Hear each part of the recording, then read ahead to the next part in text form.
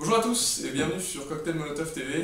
Vous vous rappelez de moi, Maxime? Je faisais des vidéos de cocktails, non?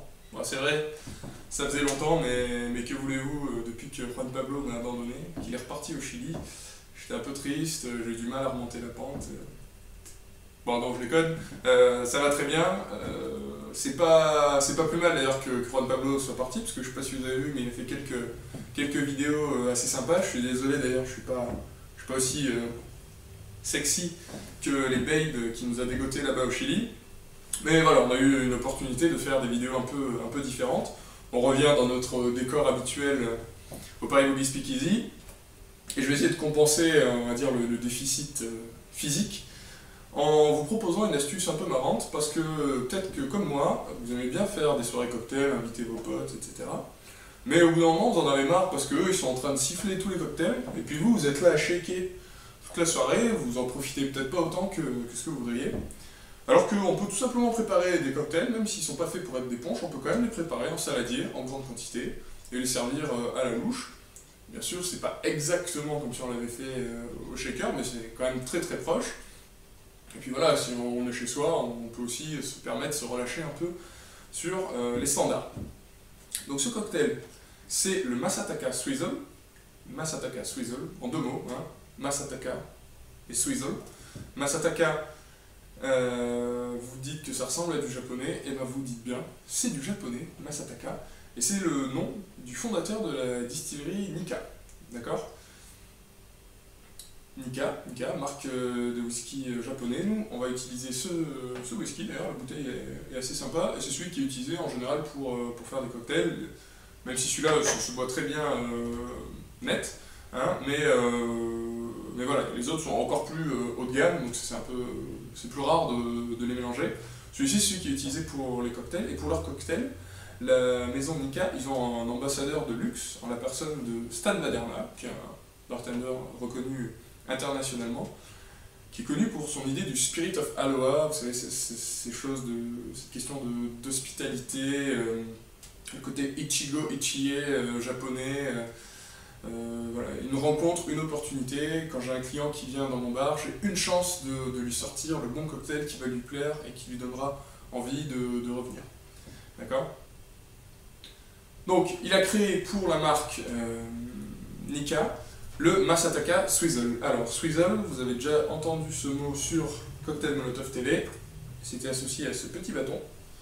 D'accord ? Un Swizzle stick. Et donc, c'est une technique encore un peu différente. Dans les techniques principales, il y a le shake, le stir, le blend et le Swizzle. Voilà, grosso modo. Et le build cocktail qui est fait directement dans le verre. Voilà, grosso modo, ce sont les différentes techniques auxquelles on peut être confronté quand on prépare un cocktail. Alors, on va y aller, on va se le préparer tout doucement, vous allez voir que c'est très facile. Donc j'ai fait exprès, là j'ai pris la quantité de Masataka Swizzle que vous pouvez faire avec une bouteille de Nikka from the Barrel. D'accord ? Donc il faut tout simplement un demi-litre de Nikka from the Barrel. Ça fait toujours un petit peu mal au cœur comme ça de le verser directement dans un saladier. Hein ?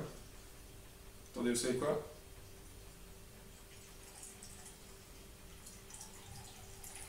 Je regarde une petite goutte, je reviens.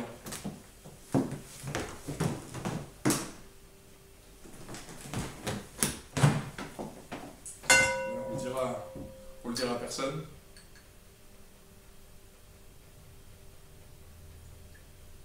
Voilà. Ils manqueront à personne. Et puis, moi, je pourrais l'apprécier un peu plus. Donc, un demi-litre moins les quelques centilitres que j'ai mis de côté, mais normalement, un demi-litre de whisky Nikka from the Barrel. Un quart de litre de jus de citron vert, donc 25 centilitres, 250 millilitres, voilà.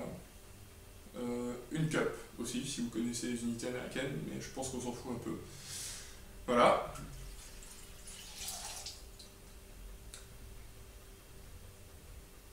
Je récapitule, un demi-litre de whisky Nikka from the Barrel, 25 centilitres de sirop de sucre, n'importe quoi, je dis n'importe quoi, ça fait trop longtemps que je n'ai pas fait ces vidéos, je dis n'importe quoi. Donc c'est 25 centilitres de jus de citron vert, d'accord ? Maintenant 15 centilitres de d'Isarono, d'accord ? Donc il faut un amaretto. C'est pas tout à fait un amaretto. Je pense que je vais avoir des puristes qui vont tomber dessus, je crois, si je dis que c'est un amaretto. Mais on va dire pour le commun des mortels, on dira que c'est un amaretto. En tout cas, une liqueur qui a ce côté un peu amande, noisette. Voilà, c'est ça qu'on cherche. Et il en faut 15 centilitres.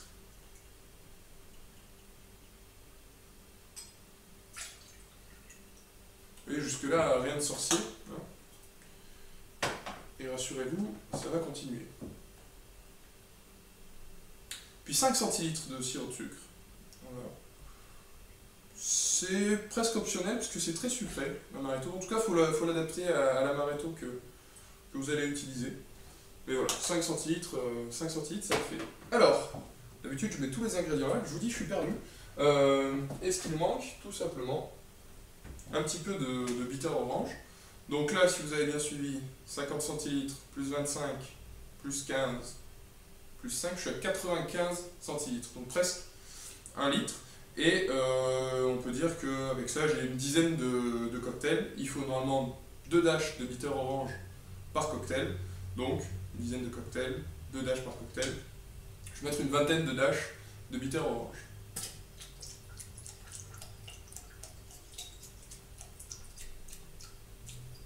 Voilà.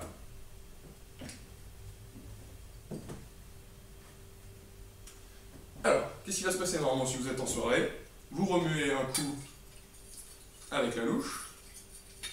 D'accord? Et puis, vous mettez vos glaçons dedans. Et vous pouvez servir le cocktail, tout simplement. Donc ça, c'est si vous êtes, on va dire, dans la soirée, là, on the fly, tac, le Maxime, le bol est vide, qu'est-ce qu'on fait, qu'est-ce qu'on boit, hop, j'arrive, je sors mes bouteilles, et je prépare un petit truc, et je suis prêt, je mets des glaçons, je suis prêt à servir. Si vous êtes un peu plus malin, vous pouvez même le préparer en avance.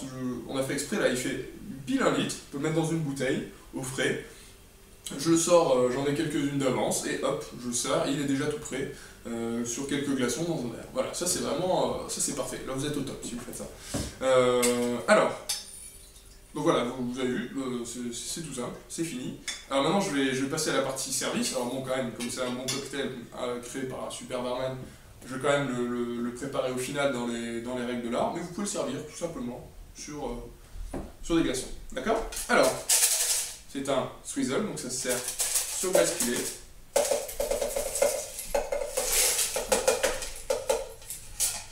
Voilà.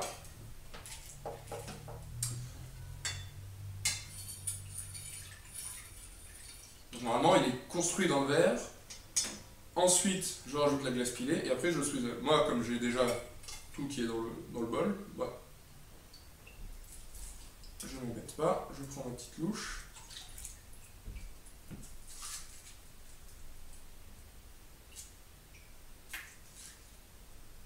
Voilà. Ensuite, je fais rentrer tout doucement mon petit swizzle stick et je swizzle.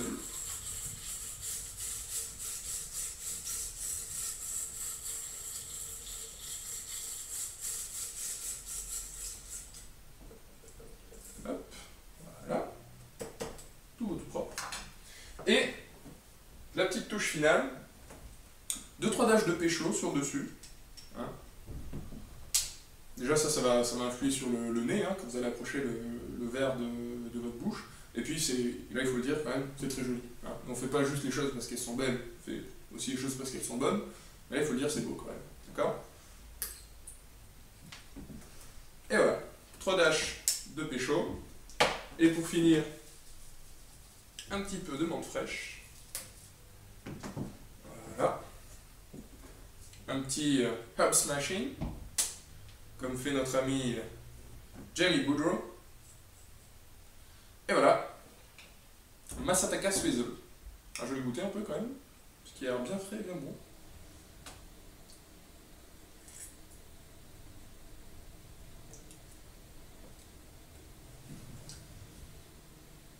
C'est super. Déjà, bon, là j'ai mis mon nez en plein dans le bouquet de menthe, donc c'était vraiment des arômes très forts.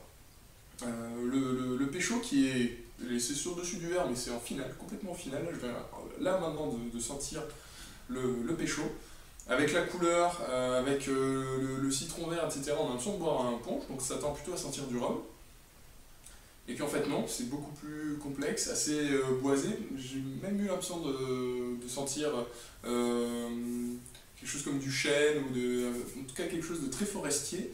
Et puis les amandes, la fraîcheur qui est apportée par l'amaretto. Alors voilà, il n'y a pas d'amande, hein, je crois que c'est de l'abricot, du noyau d'abricot ou quelque chose comme ça, le Disarno. Mais c'est assez proche, c'est proche de l'orgeat, voilà. C'est un petit côté orgeat, c'est très sympa. Donc en plus là il y a l'été qui arrive, peut-être, enfin. Donc voilà, ça je vous recommande, ça change un peu du mojito, c'est sympa à préparer aussi, le petit côté swizzle. Donc allez-y pour un petit Masataka swizzle.